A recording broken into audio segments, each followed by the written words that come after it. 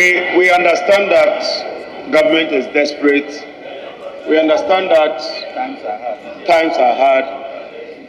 And we understand that some revenue ought to be mobilized.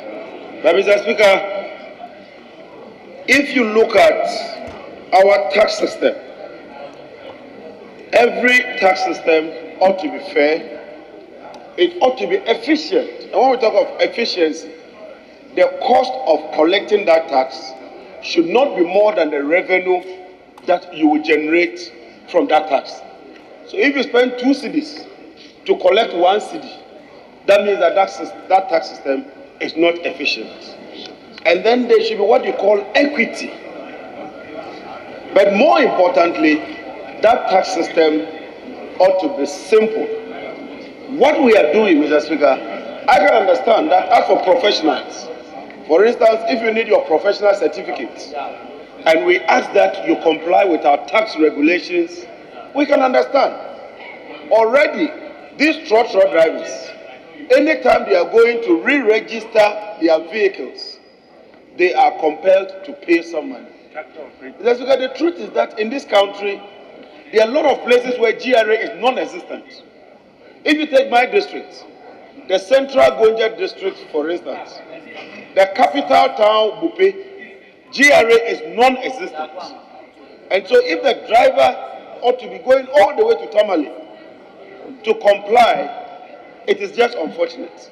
I would plead with the ministry that if you want us to cooperate with you, as for this aspect where drivers going for their licenses and registering their vehicles would have to go for tax clearance certificates, it is just too much. I mean, we are not interested in derailing government business. We are not interested in making government business difficult. But please, our constituents are watching us. We have to do things that will also satisfy the mass of the people and carry them on board. Mr. Speaker, yesterday we taxed snuff. Yesterday they brought cha-cha tax. Yesterday they brought taxes on mineral water and all that. Today is a matter of taxi drivers and truck drivers.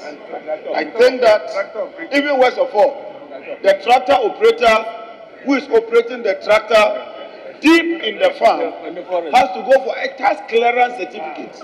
How are you going to assess that person?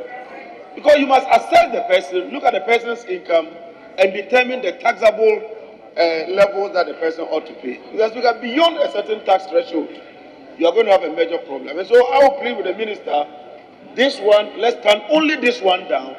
Let us get the rest to carry through. I'm sure within 1 year, you would have monitored how it is working, and then gradually, if we need to bring people into the basket, we'll do that. So I think this is a very, very good advice, and I'm sure that if the government can listen, we would all carry ourselves on board and do what is needful for our people.